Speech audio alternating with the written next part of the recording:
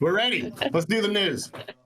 Welcome, parents and caregivers, to a frank and practical discussion about parenting in the era of legal cannabis. I'm coming to you not just as a news correspondent, but as a parent who's navigated the ever-changing tides of parenting, cannabis, and rock and roll. With my own kids spanning the ages of, here we go, folks, 31, 27, and 16, I've got some unique insight to share.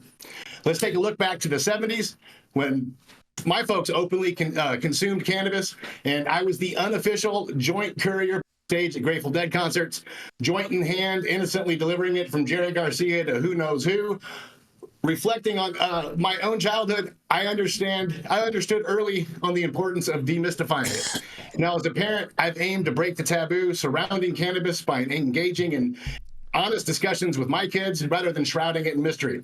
With younger children, it's crucial to frame cannabis in an adult medicine that's off limits to them, just like any prescription drug. We played the mommy and daddy's medicine card, the old, this helps us, but it's our little secret spiel.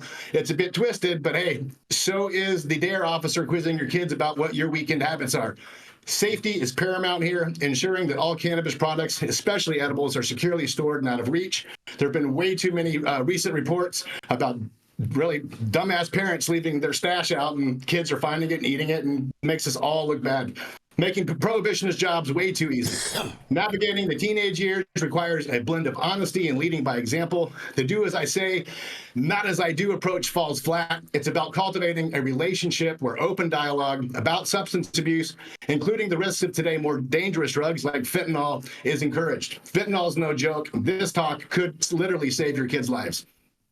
While there are compelling stories about cannabis providing relief for some conditions in children, it's important to remember that it's not a universal remedy. Making informed decisions about cannabis use for children, especially when considering CBD and THC, requires careful thought and often medical advice. However, maybe not from your typical doctor, because as most of us know, they may not be properly educated on the plant. As our kids move into their college years, the landscape of substance abuse changes. It's not about a blanket prohibition, but about having the informed discussions on responsible consumption and the importance of prioritizing their health and future aspirations. In this evolving landscape where cannabis intersects with our daily lives, our responsibilities as parents encompasses more than just care and guidance. It involves initiating and maintaining open, honest conversations about cannabis. And this guide aims to provide you guys with insights and strategies to tackle those discussions head on, leveraging our own experience to empower our children to make informed, thoughtful decisions. Now, as we continue to navigate these conversations, let's embrace a parenting approach that balances wisdom, openness, and a healthy dose of humor. Here's to fostering a future where our children are well-equipped to make choices that are right for them in a world that's ever-changing. I'm Stone Slade reporting for the High at 9 News. I see what you did there. You kiss your mother with that mouth? I see what you did there, Stone, in the last sentence. That was pretty cute. You like that? That was pretty cute. Mm-hmm.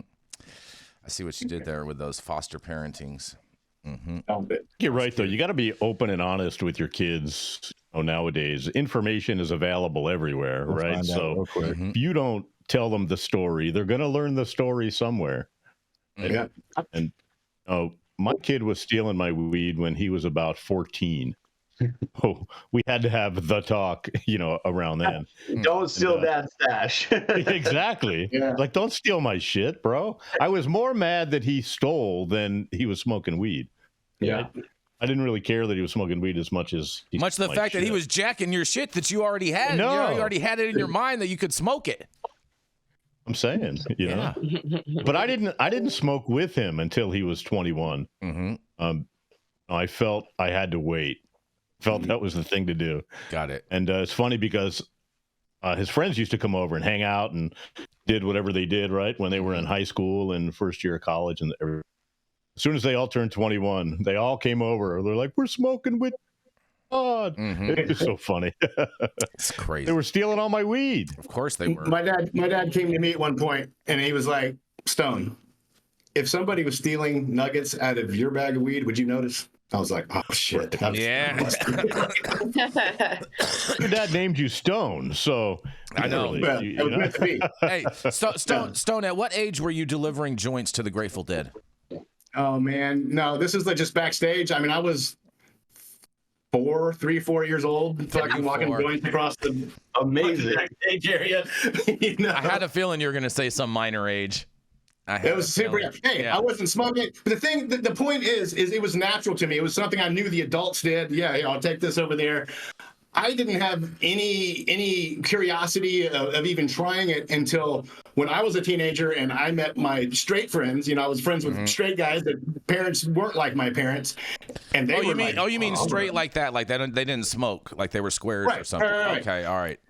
I mean, I grew up with a lot of shit happening around me that I would say a lot of people probably didn't. And so I was a well-hardened little young man. Yes. But I didn't have a curiosity in trying it until I met my friend. I had friends that were like, they wanted to try it because it was this taboo thing. And I was like, that's just like normal shit. And then of course I tried it and I fell in love, and now look at me. I have a question for those friends that wanted to try it. Did you tell them that you knew a guy?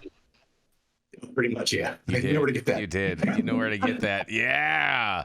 Look at that. And the trap lives on. I mean, what do you think about this, Simon? You got kids. You got little ones over there in the house.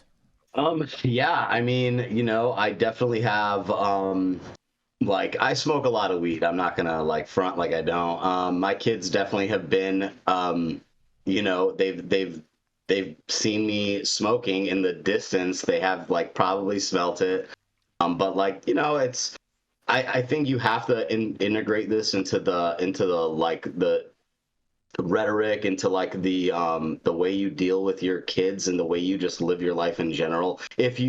Even if you are just smoking, you know, once in a while, it's like you still need to explain that. You still need to go, you know, the extra length to deliver a little message, whether that be, you know, depends on your kids. I have small kids. I have like a 4 going on 5 daughter. My son is 1.5 years. You know, I mean, they can start running joints. I mean, that's why I was like 3 years old. Dude. I mean, I've been waiting for this moment. Like my son delivering me my tray, my rolling tray, my jar of weed. No, Push him to roll. He'll be way better than you. I'm only kidding for all the parents that are going to fillet me. Just teach him how to roll hemp. I really just believe that as long as they understand that this is just a part of your life and that it's not some taboo thing, they're not going to turn into like these deviants that are going to like sneak around to use it. But I haven't even attempted to think about the future and when they're really old enough to really understand. But at that point, it's going to become so normalized and so integrated into our society that it'll be like a liquor store. It'll be like that where you know, we grew up, I had like an alcoholic grandfather, so you know, I mean, we grew up around that. We understood that, hey, that's, you know, that is an adult thing to do, and it's going to inebriate you. We obviously noticed that as children. So, you know, I think it's just about being honest. You know, not you don't have to get into like all of the science, but of course, when you're using it as medicine, it makes a completely different storyline for the kids. Very, very true. You're 100% right about like when you're ready to have that talk, it's going to be different because it's going to be so much more normalized. The talk I had with my older kids that are, you know, 30 and 27 is way different than the one that I had with my kid that's 16 now. So yeah. That's scary. I don't even want to. I mean, it's mind blowing.